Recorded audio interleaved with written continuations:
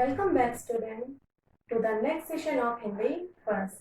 Today I am going to teach you second chapter of Hindi first, that is आलसी गधा।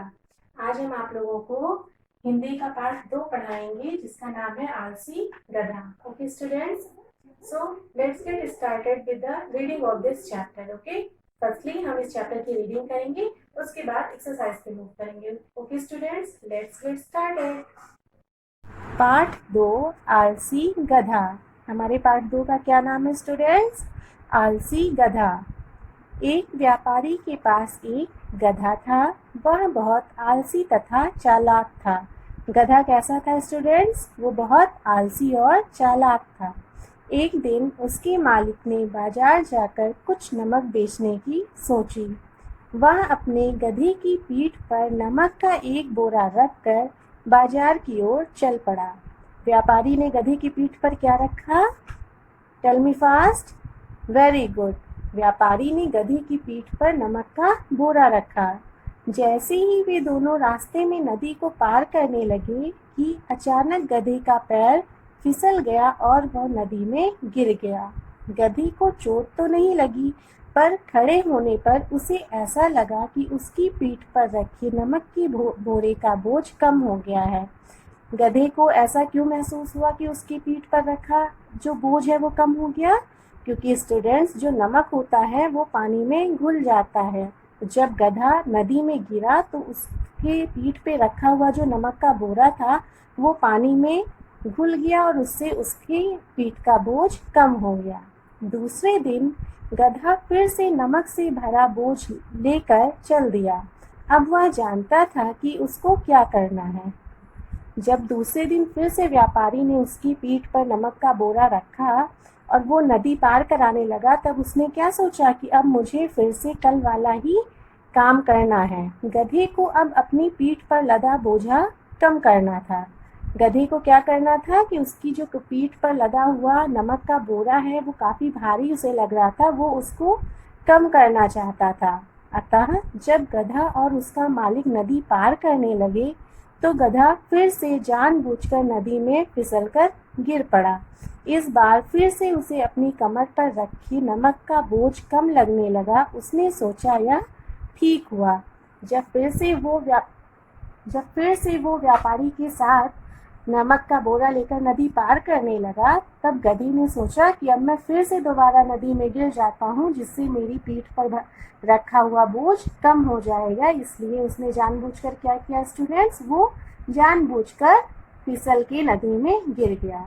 गधे के मालिक ने उसकी यह चालाकी पहचान ली। जब मालिक ने ये देखा कि वो फिर से गिर गया, तब उसको गधे की चालाकी समझ में आ गई। उसको बहुत क्रोध आया क्योंकि उसके नमक के बोरे से काफ़ी नमक बह गया था। जब मालिक ने ये देखा, व्यापारी ने ये देखा, तब वो बहुत गुस्सा हुआ और उसने ये देखा कि उसका सारा नमक पानी में बह गया है। उसने गधे को सबक सिखाना चाहा। तीसरे दिन गधे का मालिक गधे की पीठ पर रुई से भरा बोरा रखकर बाजार चल पड़ा। जब तीसरे दिन फिर व्यापारी को बाजार जाना हुआ, तब उसने गधे की पीठ पर नमक का बोरा ना रखकर किसका बोरा रख दिया स्टूडेंट्स? रुई का बोरा। गधे ने सोचा कि फिर से उसको अपनी चाल चलनी चाहिए।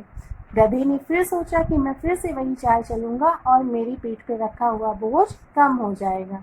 जब वे दोनों नदी पार करने लगे तो गधा फिर से जानबूझकर नदी में फिसल गया ताकि उसकी कमर पर रखा बोझ कम हो जाए। जब वो फिर से नदी पार करने लगा, तब उसने फिर से अपनी वही चालाकी कि वो जानबूझकर नदी में गिर गया जिससे कि उसका बोझ कम हो जाए। परंतु इस बार ऐसा नहीं हुआ। उसकी कमर पर रखे बोरे में भारी रुई ने अपने अंदर पानी सोख लिया और उसकी कमर पर रखा बोझ और अधिक भारी हो गया। जब इस बार फिर गधे ने जानबूझकर फिसलकर नदी में अपना बोझा कम करना चाहा गिराकर, तब क्या हुआ कि उसकी पीठ पर जो भारी रुई का बोरा रखा था उसमें पानी भर गया और उससे उसकी पीठ पर रखा हुआ भार जो था वो और बढ़ गया। अब चालाक गधे को तो वह बोझ लेकर चलना ही था। अब वो क्या करता? उसको तो वो बोरा जो था, रुई का बोझ जो था, उसको लेकर नदी पार करना ही था। परंतु अब गधे को समझ आ गया कि यदि हम चालाकी करके काम को टालते हैं तो हम और भी अधिक परेशानी या संकट में फंस सकते हैं। अब गधे को क्या समझ में आ गया था कि हमें कभी भी चालाकी से अपने काम से जी नहीं चुराना चाहिए, वरना हमें और भी परेशानियों का सामना करना पड़ सकता है। ओके स्टूडेंट्स, तो हमने इस चैप्टर की रीडिंग अच्छे से कर ली आप सबने। वेरी गुड, सबको स्टोरी समझ में आ गई? यस। अब ये बताइए कि आपको इस कहानी से क्या शिक्षा मिलती है? आपने इस कहानी को पढ़कर समझकर क्या सीखा? Yes, very good.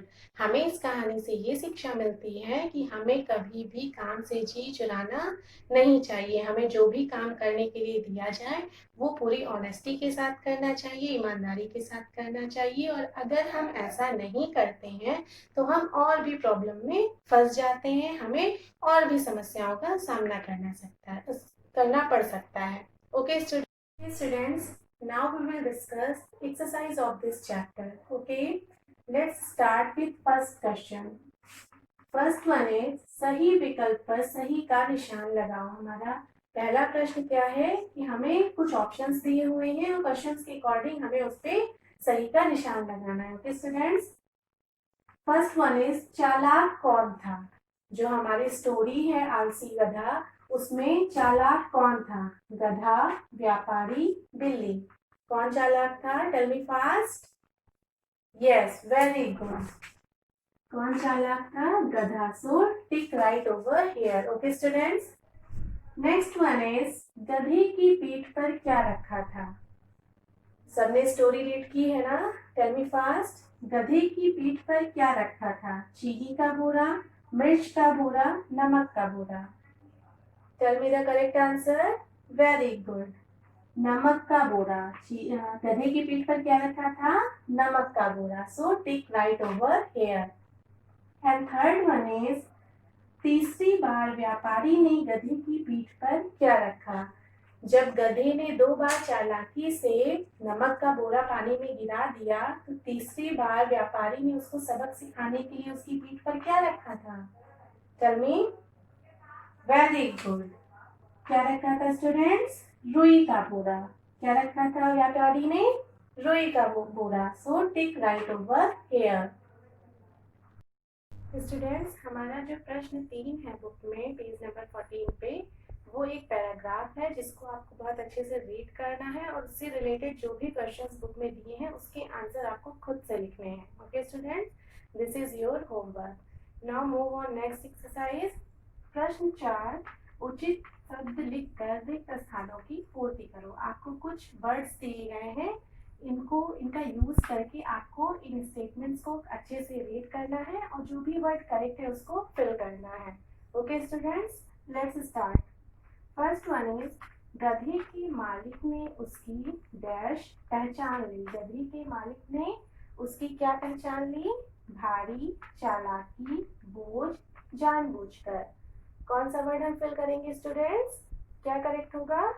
Very good, गधे के मालिक ने उसकी चालाकी पहचान ली। So right over here. Okay students, next one is गधे को अपनी पीठ पर लगा डैश कम करना था। गधे को अपनी पीठ पर लगा हुआ क्या कम करना था स्टूडेंट्स? भारी, बोझ, जानबूझकर। क्या कम करना था? वेरी गुड, गधे को अपनी पीठ पर लगा बोझ कम करना था। ओके स्टूडेंट्स, समझ में आ रहा है? Okay, now look at next. गधा फिर से डैश नदी में फिसल गया। गधा फिर से भारी, जानबूझकर। क्या फिल होगा स्टूडेंट्स यहाँ पे? गधा फिर से जानबूझकर नदी में फिसल गया। सो राइट ओवर हियर। क्या फिल करेंगे हम स्टूडेंट्स? जानबूझकर। Okay, look at next. उसकी कमर पर रखा बोझ और ज्यादा डैश हो गया। उसकी कमर पर रखा बोझ और ज्यादा क्या हो गया था?